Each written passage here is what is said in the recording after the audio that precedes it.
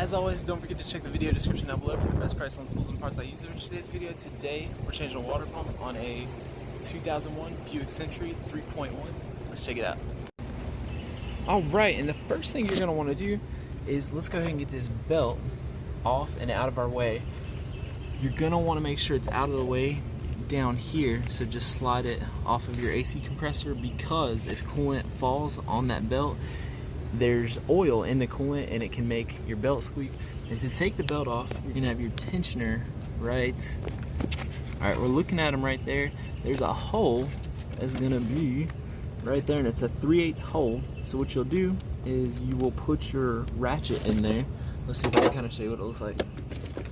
You'll stick your ratchet in the hole right there, and then you'll spin your ratchet left. It's not that hard to spin, it's pretty light spring, and then you'll just slip your belt off the top and then reach down here, pull your belt off the AC compressor. Next, we got this, what is it, the water pump pulley is in a way.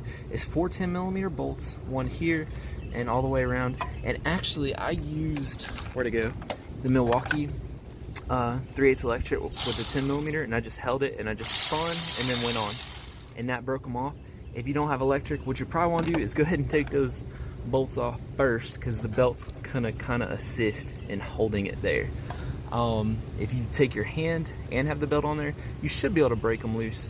And then once I take this off, we'll see the water pump behind this pulley. At first I thought this whole assembly was part of the water pump, but it actually, hold on, not gonna show the brand, let's see because they don't, not paying me.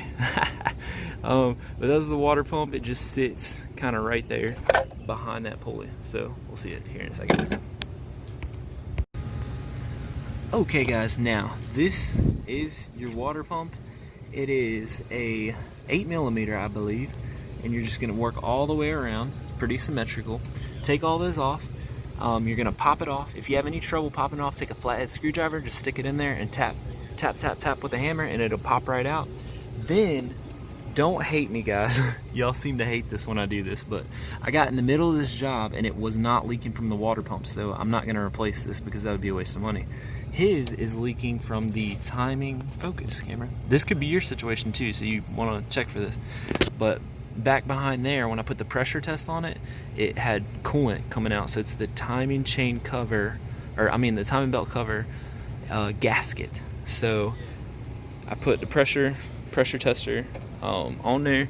It's leaking from there, so it would be pointless to change this, so I'm not doing that, but you'll still have everything you need to know. So like I said, you're gonna pop that off. Once you get it popped off, you're gonna take, where's my scraper, you're gonna take a scraper like this, check link below, video description, and then you're gonna scrape that gasket off nice and clean.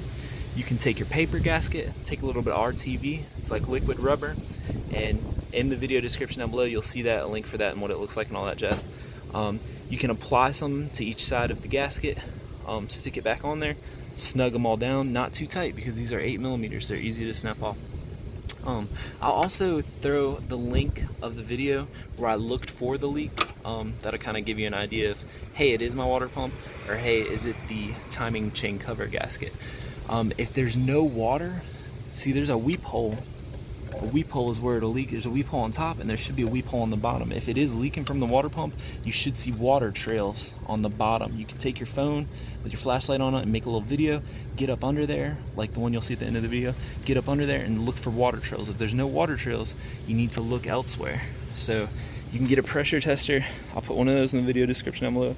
Put some pressure on it and then look and see where it's coming from. So anyways, that's going to conclude today's video. Sorry I didn't take it off, but it's really just the bolts, just comes right off, goes right back on.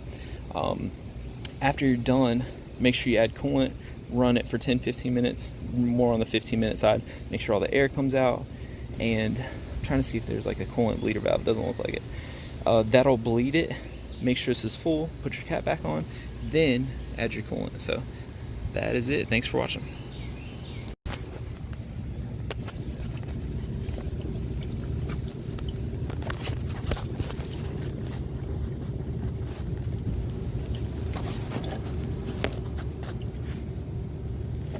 Alright, you ready to see it?